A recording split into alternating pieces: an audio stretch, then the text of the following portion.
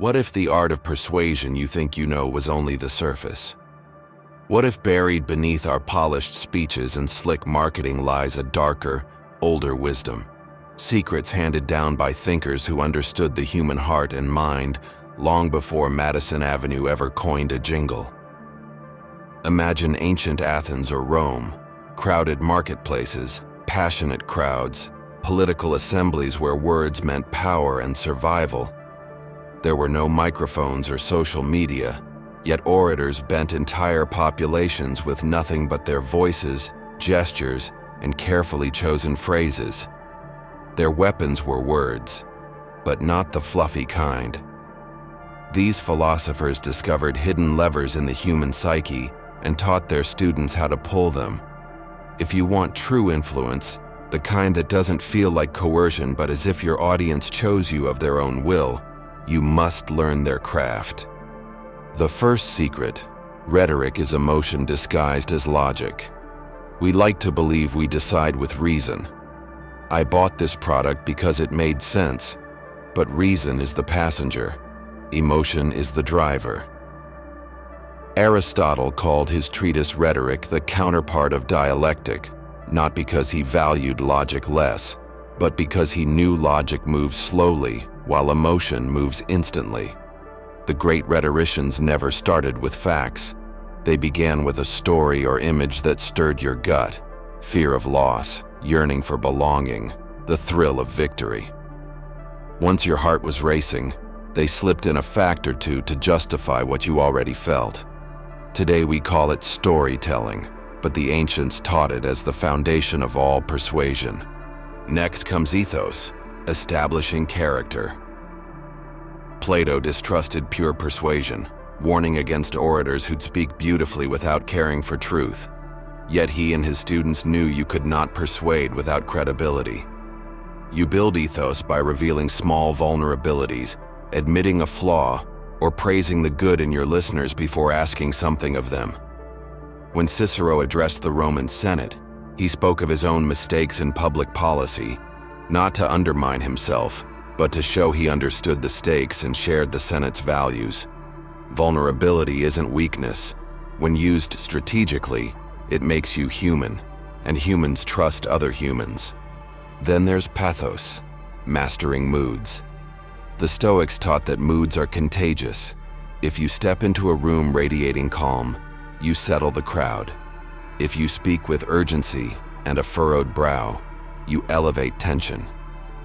Ancient philosophers practiced controlling their own inner state through breath and posture before addressing an audience.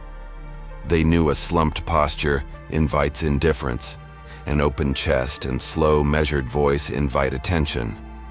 Modern sales coaches might call it power posing, but the ancients lived it, teaching that persuasion is 90% nonverbal and only 10% content.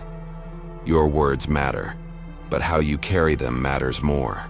The true masterpiece of ancient persuasion lies in kairos, the art of timing.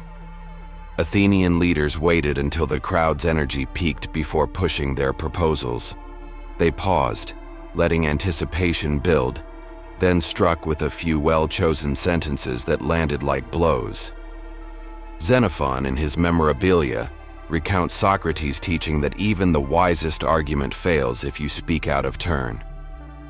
Today, we see politicians interrupting each other, believing volume equals victory. The ancients taught the opposite. Silence is your greatest ally.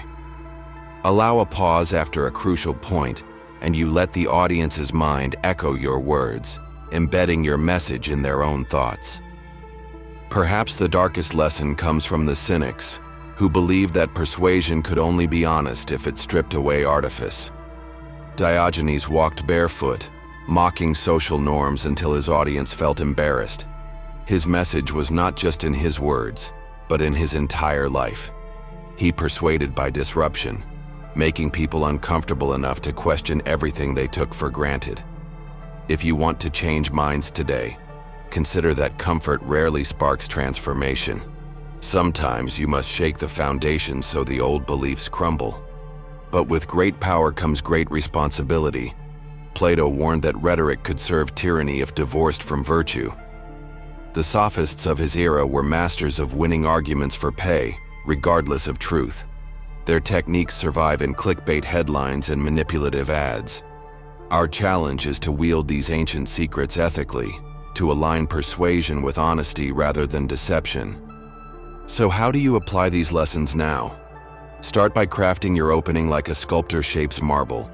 Warm your audience with a brief anecdote that resonates with their deepest concerns. Show you understand them by sharing a single, relatable detail. Traffic that day, the weight of a sleepless night. That tiny spark of recognition builds ethos instantly. Then, when you present your ideas, frame them not as your own, but as answers to the questions swirling in their minds. Let them feel they discovered the solution long before you revealed it. Practice the pause. Record yourself speaking and note where you rush. Remember that a well-timed silence after a bold claim is like an exclamation point in their mind. Watch your posture. Stand or sit grounded, chest open, eyes steady. Your body language will broadcast confidence before you ever speak. Most importantly, watch for kairos. If you sense an audience's attention fading, chatter in the room, distracted glances, stop. Change gears. Tell a story. Ask a question. Adjust your tone. Control the rhythm as a musician controls tempo, guiding listeners through tension and release. Finally, reflect on intent. Use these tools to clarify, not to coerce. Persuasion isn't mind control.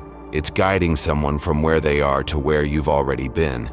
If your destination is honest and uplifting, your audience will follow you not out of manipulation, but out of genuine recognition that you speak to their own truth.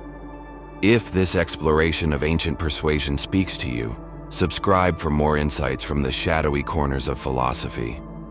Like and share to test these techniques with someone who values real influence, and activate notifications, because the next dive into forbidden wisdom could change the way you see every conversation. The power to persuade has always been dangerous, but armed with these ancient secrets, you can choose whether to uphold the truth or bend it to darker ends. The choice is yours.